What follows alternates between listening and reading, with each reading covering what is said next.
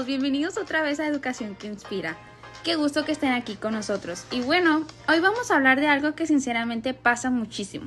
Cuando escuchamos innovación educativa, luego pensamos en escuelas súper modernas, con tablets, proyectores y salones increíbles, pero la realidad de muchas escuelas, es completamente diferente. Entonces la pregunta es, ¿sí se puede innovar aunque no haya muchos recursos? Yo digo que sí, totalmente, porque si somos honestos, muchos docentes trabajan en lo que tienen y si esperamos a tener la escuela perfecta para innovar, nunca empezaríamos. Sí, aparte siento que se tiene muy metida la idea de que innovar es gastar dinero, cuando muchas veces tiene más en ver cómo es la creatividad. Exacto, o sea, claro que la tecnología puede ayudar muchísimo, pero no es lo único, porque puedes tener un salón lleno de aparatos y seguir dando clases exactamente igual que hace 20 años. Sí, literal. Nomás cambiaste el pizarrón por una pantalla gigante, pero el alumno sigue sentado copiando todo. Sí pasa, y al revés también, he visto maestros con materiales súper sencillos, hacen actividades muchísimo más interesantes que otras escuelas con más recursos.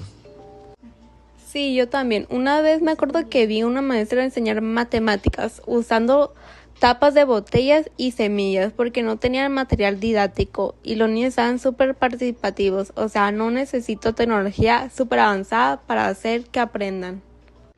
Y ahí es donde te das cuenta de que la innovación también nace de la necesidad. Muchos docentes desarrollan muchísima creatividad precisamente porque tienen que adaptarse. Aunque también hay que aceptar que sí se debe ser frustrante a veces, porque ves en internet ideas padrísimas y dices, wow, qué bonito, pero luego volteas a tu salón y la realidad es otra completamente. Sí, totalmente, porque luego en redes todo se ve perfecto, salones decorados increíbles, tecnología, materiales, y pues no todas las escuelas tienen esas posibilidades. Siento que también hay mucha presión sobre los docentes, como que siempre les dicen tienes que innovar, haz tus clases más dinámicas, pero muchas veces sin darles apoyo o recursos suficientes. Exactamente. Y por eso creo que es importante dejar de relacionar innovación únicamente con dinero. Innovar también puede ser cambiar las maneras de enseñar, hacer participar más a los alumnos o conectar los temas con sus contextos. Sí, como hacer el aprendizaje más cercano a la vida real, porque a veces pensamos que innovar es algo gigantesco, cuando puede empezar con cosas pequeñas. Ajá, porque a veces hay pequeños cambios que hacen muchísimo. Mover los mesabancos en equipos, hacer debates, trabajar colaborativamente, todo eso también transforma el ambiente del aula. Y honestamente, muchas veces eso deja más huella en los alumnos que usar una aplicación súper moderna. Porque al final lo que realmente recuerdas como estudiante son las experiencias, el cómo te hicieron sentir las clases y lo que aprendiste de ellas. Uy, sí, todos recordamos más al maestro que hacía la clase más interesante que al que nomás llegaba a dictar. Completamente, y creo que ahí está la diferencia. Innovar no significa hacer cosas perfectas, sino buscar maneras de que el aprendizaje sea más significativo. Y también hay que saber entender el contexto de cada escuela, porque no puedes comparar una escuela rural con una escuela privada que está súper equipada. Pues como dice mi compañera Jimena, yo opino que sí es muy diferente la educación de una escuela rural o pública a una privada desde el punto socioeconómico, se podría decir, ya que sí motiva más estar en una privada con más lujo, se podría decir, a estar pues batallando, la verdad, en una pública. Hay más maneras de enseñanza,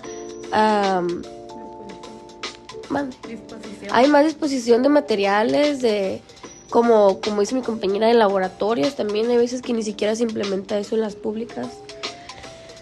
La innovación educativa debería adaptarse al entorno, no intentar copiar modelos iguales para todos.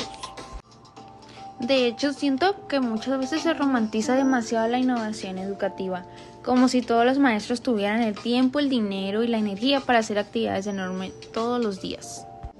Y sí, es que en realidad muchos docentes trabajan con grupos súper grandes y muchas veces no hay la suficiente tecnología como proyectores o computadoras para poder dar sus exposiciones o simplemente proyectar sus trabajos o actividades, y por eso a los maestros se les dificulta mucho, igualmente en las escuelas públicas, pues dar sus clases, y hay falta de materiales básicos. Entonces innovar estos contextos sí representa un reto enorme para los maestros y docentes de las escuelas públicas.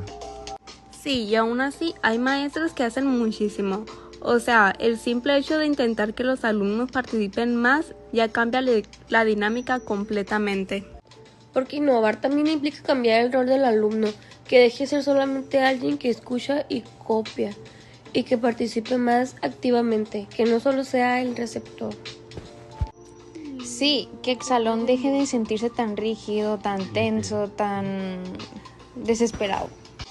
Exacto, y cuando el alumno se siente involucrado cambia muchísimo su actitud, participa más, pregunta más y hasta pierde un poco el miedo al equivocarse, porque el maestro puede motivar más, igualmente los compañeros al participar en sus trabajos o exposiciones que exponga el alumno, o ya sea en equipo, porque hay más recursos, más material didáctico que podríamos utilizar. Eso es súper importante porque en muchas escuelas todavía existe mucho miedo a cometer errores, como que equivocarte automáticamente significa que eres malo en algo. Y ahí entra mucho el tema del aprendizaje significativo, porque cuando el alumno experimenta, prueba y participa, el error se vuelve parte natural del aprendizaje.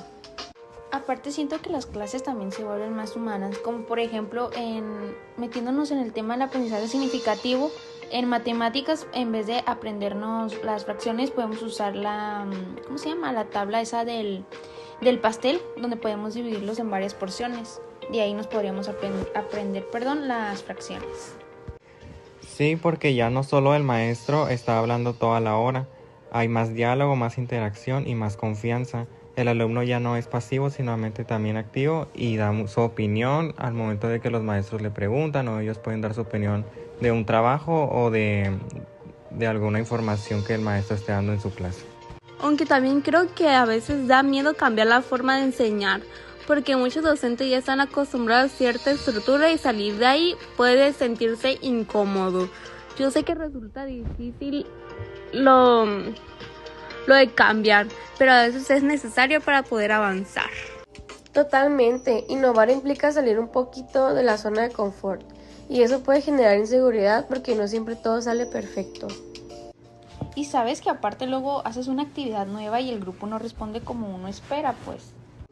Sí pasa muchísimo, pero creo que también ahí está el aprendizaje del docente, ir ajustando las estrategias según el grupo, siendo más interactivo, habiendo más actividades, ya sea Kahoot o un Canva, que tengan algunas actividades para que todo el grupo coopere y sean más interactivos y cada quien dé su opinión sobre las actividades que están presentes. Porque cada salón es diferente, lo que funciona con un salón puede que no te pueda funcionar en el otro, porque pues en los salones hay muchos tipos de variedad, no todos los alumnos aprenden de la misma forma, por eso es importante no evaluar al alumno o no enseñarle un aprendizaje de la misma forma que otros. Y justamente por eso la innovación no debería verse como una receta exacta, más bien es un proceso de adaptación constante.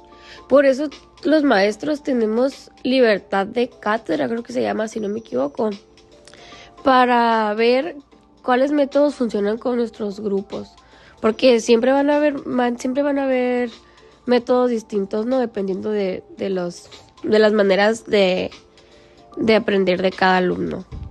Exactamente, me gusta cómo se escucha eso, porque a veces pensamos que innovar significa hacer cosas súper complicadas, cuando en realidad se puede empezar desde escuchar la libertad de expresión de los alumnos.